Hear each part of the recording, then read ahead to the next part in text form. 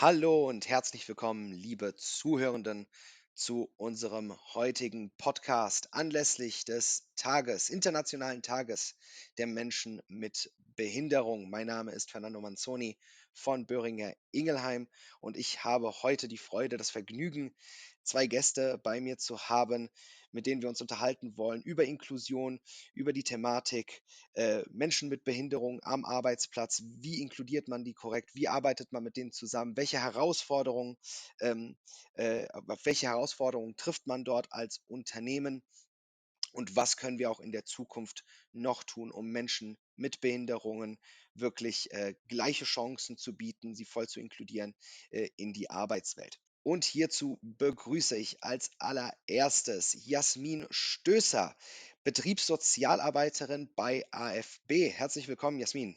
Hallo, vielen Dank, dass ich hier sein darf. Und auch bei uns Olaf Gutzeit, Inklusionsbeauftragter bei Böhringer Ingelheim am Standort Deutschland. Olaf, herzlich willkommen. Ja, hallo Fernando, ich freue mich, dass ich dabei sein darf. Klasse. Steigen wir so direkt ein. Olaf, zunächst einmal zu dir. Böhringer Ingelheim und AFB arbeiten ja schon seit einigen Jahren zusammen. Kannst du uns vielleicht ein bisschen etwas zu dieser Zusammenarbeit sagen? Ja, in der Tat, also seit 2016 arbeitet Boehringer Ingelheim mit AFB zusammen und es geht hier um die Kooperation zur Altgeräteverwertung oder beziehungsweise zur Aufbereitung von alten Geräten, von Laptops, von Handys, von alten Bildschirmen, von PCs, die bei Boehringer Ingelheim nicht mehr gebraucht werden und dann ja entweder entsorgt werden oder wieder aufbereitet werden. Sehr gut. Und das machen wir bereits wie lange? Seit 2016, also wir sind jetzt im 6. Jahr. Hervorragend. Jasmin, zu dir. Welche Chancen und Herausforderungen gibt es bei Einstellung von Menschen mit Behinderungen? Also grundsätzlich glaube ich, dass es 'ne Chance für jeden Mitarbeitenden in 'nem Unternehmen ist, wenn es, Menschen mit Behinderung gibt, die mitarbeiten, die Teil des Unternehmens sind. Ich denke, das, Wort Diversity ist auch in aller Munde. Das wissen wir alle. Bei AfB ist es auch so, dass, nicht nur 42% aller Mitarbeiter Menschen mit einer Einschränkung sind, sondern dass wir auch, insgesamt aus 22 Nationen Menschen beschäftigen. Und, ich glaube, das erweitert den Horizont eines jeden. Das, fördert die Toleranz, bedarf natürlich aber auch Aufklärung und Sensibilisierung, damit es auch alles gut funktioniert. Dann, glaube ich, in Zeiten von Fachkräftemangel, ist die Einstellung von Menschen mit Behinderung eine große Chance für jedes Unternehmen. Es gibt so viele Menschen, die aufgrund von irgendeiner Erkrankung oder von einer Behinderung, Ängste haben, Hemmungen haben, wieder in die Arbeit einzusteigen, vielleicht auch nach einer schweren Erkrankung, die Angst vor dem Stigma haben, wenn sie zurückkommen in den Beruf. Und das ist echt schade, weil da schlummert so viel Wissen und großes Potenzial und das könnte man alles nutzen. Und ich glaube, da geht es darum, Ängste abzubauen, einen geschützten Rahmen zu bieten, in dem der Einstieg wieder gelingt und in dem jeder Mensch auch die Möglichkeit hat, seine Fähigkeiten, sein Wissen einzubringen, aber halt unter den Bedingungen, wie es ihm auch möglich ist und wie er auch, sein Potenzial voll ausschöpfen kann. Würdest du sagen, dass Behinderungen weiterhin ein Stigma sind, das Menschen belastet? Ich glaube, in den Köpfen der Menschen mit Behinderungen ist es tatsächlich noch so. Also, ich kenne viele, die, da auch, selbst bei uns im Inklusionsunternehmen Angst davor haben, das preiszugeben, uns das zu sagen und, die Chance zu nutzen, weil ich sehe es wirklich als Chance, weil nur wenn wir wissen, auf was wir achten müssen auch beim Einrichten eines Arbeitsplatzes zum Beispiel oder bei der vielleicht Anpassung von einem kleinen Prozess, nur wenn wir das wissen, können wir das auch tun und nur dann hat 'n Mensch auch die Möglichkeit, ideal arbeiten zu können. Olaf, dann würde ich an der Stelle direkt an dich zu übergeben. Wir reden ja hier über Gelegenheiten, über Chancen. Wie wird Inklusion konkret bei Böhringer Ingelheim umgesetzt? Ja, vielen Dank für die Frage. Inklusion ist, ich glaube, man muss erst mal darüber nachdenken, was Inklusion bedeutet, was dieser Begriff eigentlich heißt. Und wir haben uns im Unternehmen schon ja, vor über 10 Jahren damit beschäftigt, als die UN-Behindertenrechtskonvention in Deutschland ratifiziert wurde, in deutsches Recht wurde. Für uns bedeutet Inklusion gleichberechtigte Teilhabe. Und Jasmin, du hast das gerade angesprochen. Also geht es darum zu wissen, was braucht damit man teilhaben kann, damit man arbeiten kann. Und das ist, glaube ich, ein ganz wichtiger Punkt. Also wenn wir über Inklusion sprechen, dann denken wir daran, dass wir Rahmenbedingungen schaffen, dass Menschen mit Teilhabebedarf arbeiten können, und zwar barrierefrei arbeiten können. Das Besondere an der UN-BRK, also Behindertenrechtskonvention, ist, dass sie Behinderung als Wechselwirkung ansieht zwischen Mensch und Umfeld. Also jemand hat eine Benachteiligung und erst durch eine Barriere wird er behindert. Das ist anders als die Tradition in Deutschland, wo wir darüber nachgedacht haben, dass jemand behindert ist. Und wenn ich diesen Ansatz der UN-Konvention mal annehme, dann können wir durch den Abbau von Barrieren, sei es jetzt mental im Kopf oder auch physische Barrieren, wenn wir die abbauen, dann können wir möglich machen, dass Menschen mit gesundheitlichen Beeinträchtigungen auch teilhaben können. Hervorragend. Jasmin, wie setzt ihr das um bei AFB? Ihr seid ja in dieser Hinsicht ein sehr besonderes Unternehmen. Ähm, wie geht ihr das Thema an? Ja, ich glaube, das hat der Olaf gerade schon ganz gut erklärt mit den Barrieren. Und das sind auch, manchmal Barrieren, an die man vielleicht auch gar nicht denkt.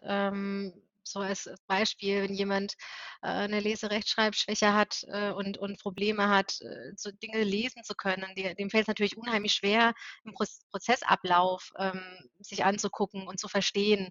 Und da kann man wunderbar auch mit Bildern arbeiten. Das hat dann nichts damit zu tun, dass der Mensch nicht weniger in der Lage dazu ist, den Prozess auszuführen und zu erfüllen. Man muss es ihm bloß so, erklären und zeigen, dass er's auch gut versteht. Und das ist auch, glaube ich, das Grundprinzip. Also, es gibt so 2 Dinge. Ich glaube, der richtige Mensch am richtigen Arbeitsplatz. Es bringt nix, jemanden irgendwo reinzwängen zu möchten, wo es einfach nicht passt. Aber, den Arbeitsplatz auch so zu gestalten, den Prozess so zu gestalten, dass jeder dran teilhaben kann. Ich denke, das ist das Grundprinzip von Inklusion. Vielleicht an euch beide oder zunächst zu dir, Olaf. Kannst du uns vielleicht noch ein paar Beispiele nennen von Barrieren, die Leute, die keine Behinderung haben, oftmals nicht kennen, nicht wahrnehmen, nicht auf dem Schirm haben, wo man vielleicht auch das Bewusstsein noch mal stärken könnte? Mhm. Das ist gerade jetzt mit diesen pandemischen Rahmenbedingungen, wo wir zum großen Teil aus dem Homeoffice heraus arbeiten, ein Ding gewesen, auch eine steile Lernkurve, die wir durchgemacht haben. Wir sind jetzt hier in einem Online-Meeting, wir sind in einem Podcast, ja. Was ist mit unseren KollegInnen, die blind sind, die eine Seheinschränkung haben, ja? Ist das Tool, was wir nutzen, screenreaderfähig? Ist es barrierefrei nutzbar? Oder jetzt dieser Podcast wird untertitelt in 2 Sprachen. Das ist natürlich großartig für unsere gehörlosen KollegInnen. Manchmal sind es die so ganz unbewusst und unachtsam, ähm, dass wir Dinge machen, ohne darüber nachzudenken, dass sie vielleicht jemand anderen ausgrenzen.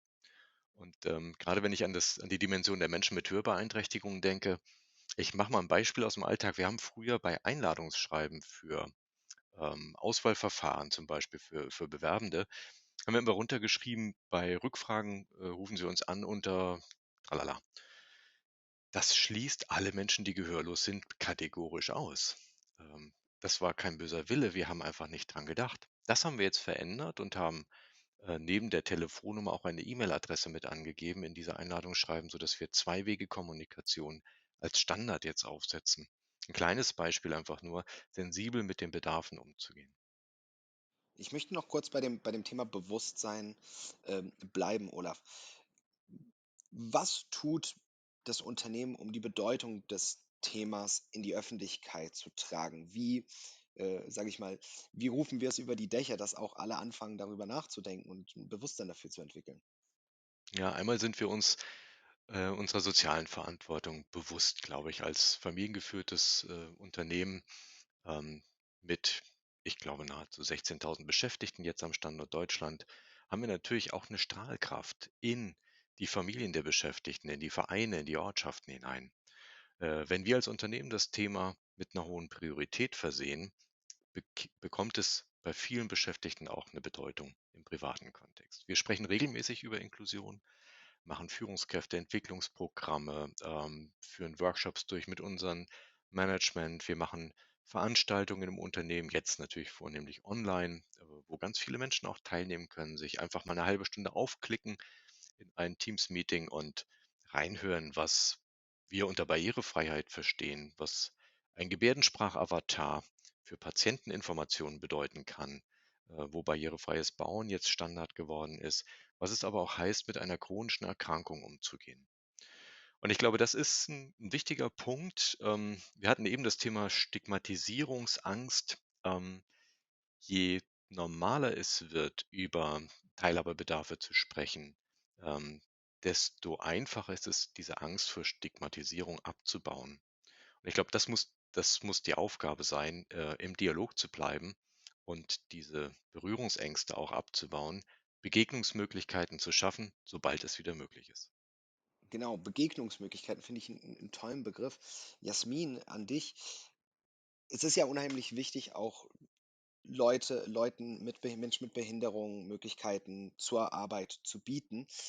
Und eine Hürde ist sicherlich auch die Bewerbung von diesen Menschen zu erhalten, Leute dazu zu animieren, sich tatsächlich bei einem Unternehmen auf eine Stelle zu bewerben. Welche Strategien kann man da anwenden oder welche Strategien wendet ihr da an, um wirklich Menschen mit Behinderung dazu anzuregen, kommt zu uns, arbeitet mit uns, hier seid ihr willkommen und hier seid ihr gut aufgehoben.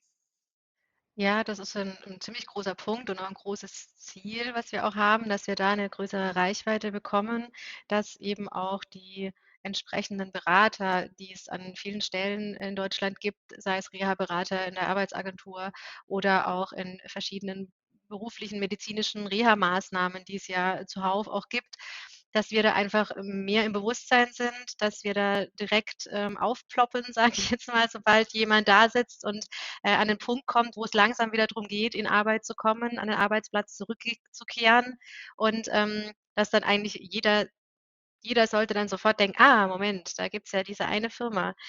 Schauen wir mal nach, ob die vielleicht gerade ja, freie Stellen haben. Passt da was?“ Und das wäre so unser Ziel. Und da müssen wir, glaube ich, hin. Sehr gut. Ich bleibe auch noch ein bisschen bei dir, Jasmin. Jetzt mit dem Blick in die Zukunft. Ähm, wo soll die Reise hingehen? Was sind Handlungsfelder, bei denen ihr noch weiter aktiv werden wollt oder wo ihr allgemein einen Bedarf seht, dass Unternehmen allgemein aktiv werden? Ich glaube, das Thema, was wir jetzt schon ein paar Mal hatten, einfach das Bewusstsein der Menschen, zu erweitern, einfach den Blick auf Inklusion, auf Menschen mit Behinderungen zu verändern, dass wir eben mehr zu dieser Normalität kommen, dass es einfach nichts mehr Besonderes ist, sodass das eigentlich für jeden sollte so sein, dass eine Behinderung, eine Erkrankung einfach ein Charaktermerkmal ist, also einfach ein weiteres Merkmal eines Menschen, genauso wie die Haarfarbe, genauso, wie den Kleidungsstil, den er hat, einfach nur, da gibt's eben noch ein weiteres Merkmal. Und das sollte keine Rolle mehr spielen bei irgendwelchen Dingen, bei irgendwelchen Entscheidungen. Und, auch für die Menschen selber sollte es kein Hemmnis mehr sein. Sollte niemanden daran hindern, irgendwas zu versuchen oder irgendwas erreichen zu wollen. Und, ich glaube, als Inklusionsunternehmen haben wir zumindest die Möglichkeit, ähm, Teilhabe an der Arbeit zu schaffen, da zu unterstützen, da Möglichkeiten zu bieten. Und deshalb haben wir ja auch als AfB das Ziel gesprochen, irgendwann die 500 Menschen mit Behinderungen bei uns anstellen zu wollen. Und das Ziel haben wir nach wie vor. Da sind wir auch auf einem guten Weg. Und dafür brauchen wir einfach, ja, Bewusstsein, Reichweite und, dass wir dass sich da ein bisschen was ändert noch. Sehr gut. Olaf, dieselbe Frage an dich. Was steht für dich als Inklusionsbeauftragter, auf der To-do-Liste? Was sind die nächsten Schritte für euch? Mhm. Ich greife den Begriff von Jasmin mal auf, das Thema Bewusstsein. Das ist, glaube ich, wichtig im Unternehmen, Bewusstsein zu stärken. Und ich möchte vielleicht eine Sache nochmal ins Bewusstsein rufen. Wenn wir über Menschen mit Behinderungen sprechen, dann sprechen wir nicht über eine Kategorie. Ähm, Der Mensch mit Behinderungen ist der Mensch mit Behinderungen.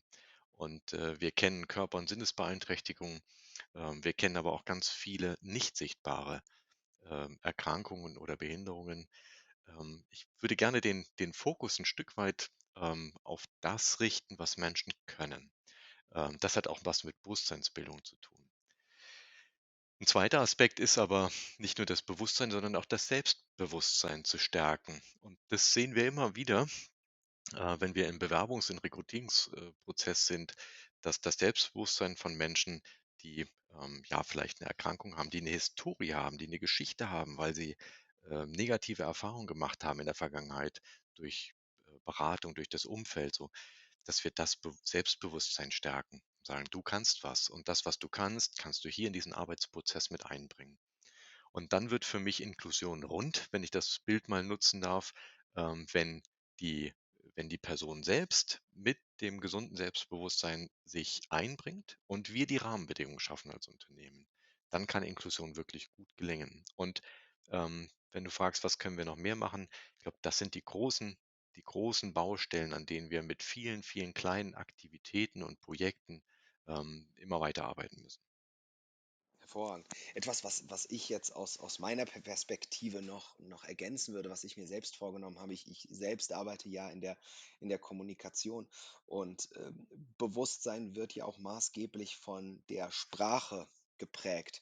Und das ist, denke ich, auch etwas, wo ich selbst und auch viele andere Menschen daran arbeiten können, wirklich auch unsere Wortwahl, die oftmals auch vielleicht auch ohne also oder in den meisten Fällen ohne bösen Willen auch zu einer gewissen Stigmatisierung führen kann, dass man da daran arbeitet, da die richtigen Worte zu finden. Das ist für viele sicherlich eine Umstellung bestimmter Gewohnheiten, die sind natürlich schwer zu brechen. Gendergerechte Sprache ist ja ein ähnliches Thema, wo man auch bestimmte Gewohnheiten, die über Jahre, Jahrzehnte, Jahrhunderte sich etabliert haben, durchbrechen muss. Aber das ist auch, glaube ich, etwas, wo jeder Mensch ungeachtet davon, wie viele Kontaktpunkte sie mit Menschen mit Behinderungen haben, daran arbeiten können und auch besser werden können, um inklusiver zu werden für ihre Mitmenschen. Ganz wichtiger Punkt, wertschätzende Sprache, achtsamer Umgang miteinander, auf die Person gegenüber, ähm, achtsam, emotional, sensibel zu reagieren und zu gucken. Und ich habe ein Beispiel, was für mich prägend war, als ich zum ersten Mal mit einem Coach zu tun hatte, der keine Arme hatte von Geburt an. Ähm, Ich wollte ihm guten Tag sagen und ich wusste gar nicht, wie ich das mache, weil ich habe die Hand ausgestreckt, aber es kam keine Hand zurück. Und er sagt: „Klopf ihm einfach auf die Schulter. Das machen wir alle so.“ Und dann war das für mich klar. Und diese Neugier oder das Interesse, so ist es vielleicht weniger negativ belegt, das Interesse an dem Gegenüber zu behalten. Zu sagen, wie können wir in Interaktion gehen? Wie können wir in den Dialog gehen? Das angstfrei zu machen und ohne Vorbehalte, ohne diese Schubladen, die wir ja sowieso alle im Kopf haben. Und das, ich glaube, das ist nochmal so ein Punkt, der mir selbst bei meiner Arbeit auch helfen kann. Ja, ich sehe das ähnlich. Ähm, eine persönliche Erfahrung, die ich gemacht habe, ist, dass es oftmals sehr hilfreich ist, wenn man unwissend ist, wenn man nicht weiß, wie man mit einer Situation umgehen soll, einfach nachzufragen und auch einfach einzugestehen, liebe Person, lieber Kollege, liebe Kollegin, ähm, hilf mir doch, sag mir, wie macht man das hier richtig? Was ist denn hier Usus? Wie macht man das anständig? Oftmals allein die Tatsache, dass man nachgefragt hat, schafft schon eine sehr gute Vertrauensbasis und auch 'ne gewisse Positivität beim Gegenüber, worauf man dann eine sehr, sehr schöne persönliche Beziehung dann auch aufbauen kann. Ich möchte noch auf eine Frage zu sprechen kommen, das Thema Partnerschaften. Etwas, was wir bei Boehringer Ingelheim, wenn es um Nachhaltigkeitsthemen im weitesten Sinne geht, aber auch ganz allgemein als Unternehmen, ähm, Partnerschaften sind natürlich enorm wichtig, weil große Herausforderungen kann man nicht alleine bewältigen. Jetzt stecken wir natürlich, Boehringer Ingelheim und AfB, in dieser Partnerschaft. Könnt ihr vielleicht was zu dem Wert dieser Partnerschaft sagen? Ähm, wie haben wir uns gegenseitig unterstützt? Was haben wir erreicht über diese Partnerschaft? Und was führt dazu, dass wir auch weiter diese Partnerschaft fortführen wollen? Was erhoffen wir uns davon und was werden wir durch diese Partnerschaft weiter erreichen? Jasmin, ich fange mal mit dir an. Für uns ist natürlich, 'ne Partnerschaft, für unser Kerngeschäft allein schon sehr wichtig. Wir brauchen starke Partner, die uns, ihre, Hardware zur Verfügung stellen, die, uns die Sachen geben, mit denen wir dann arbeiten können. Auf der anderen Seite ist natürlich auch sehr schön, wenn man dann, Partner hat, wie Boehringer Ingelheim, denen, so Werte wie Inklusion auch so wichtig sind, die dann in die gleiche Richtung gehen, in die gleiche Richtung blicken und die uns da ja auch stärken. Und, wenn ich richtig informiert bin, haben wir jetzt allein in den 6 Jahren, die es bald sind, in der Partnerschaft, bereits 8 Arbeitsplätze für Menschen mit Behinderung geschaffen, was, für mich was ganz Wunderbares ist und ganz toll ist und 'n tolles Ergebnis für so 'ne Partnerschaft. Das Kerngeschäft von Boehringer Ingelheim ist das Erforschen, Produzieren und Vertreiben innovativer Medikamente für mehr Gesundheit von Mensch und Tier. Ohne solche Partnerschaften, wie zum Beispiel mit AfB, wäre es für uns nur schwer möglich, gerade auch auf diese Nachhaltigkeitsthemen so stark einzuzahlen. In der Kooperation beziehungsweise in dieser Partnerschaft mit AfB ist es uns möglich, dass gebrauchtes IT-Equipment, wir hatten über Laptops und Handys und Ähnliches gesprochen, ähm, verwertet wird beziehungsweise auch wieder aufbereitet werden kann und weiter benutzt werden kann. Also wir profitieren von dem Kerngeschäft anderer Unternehmen in dieser Partnerschaft. Ja, und ein zweiter Aspekt, den ich auch immer ganz befruchtend finde, wenn man in einer Partnerschaft unterwegs ist, kann man gegenseitig voneinander lernen. Und Jasmin, du hast gesagt, 8 Arbeitsplätze konnten geschaffen oder gesichert werden jetzt durch das Auftragsvolumen von Boehringer Ingelheim.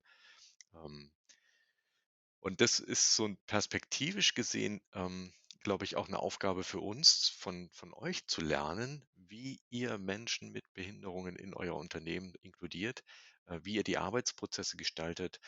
Vielleicht können wir davon auch was mitnehmen, wie wir das bei uns machen können, um auch bei uns im Unternehmen weitere, Arbeitsplätze zu sichern. Aktuell beschäftigt Boehringer Ingelheim am Standort Deutschland ungefähr 700 Mitarbeitende mit Behinderungen. Auch da können wir noch besser werden. Sehr gut. Und dann, damit sind wir auch schon am Ende unseres Podcasts angekommen. Bevor ich euch aber gehen lasse, noch ein kleines bisschen Werbung für unsere Freunde von AFB. Für alle Zuhörenden, www.afbshop.de.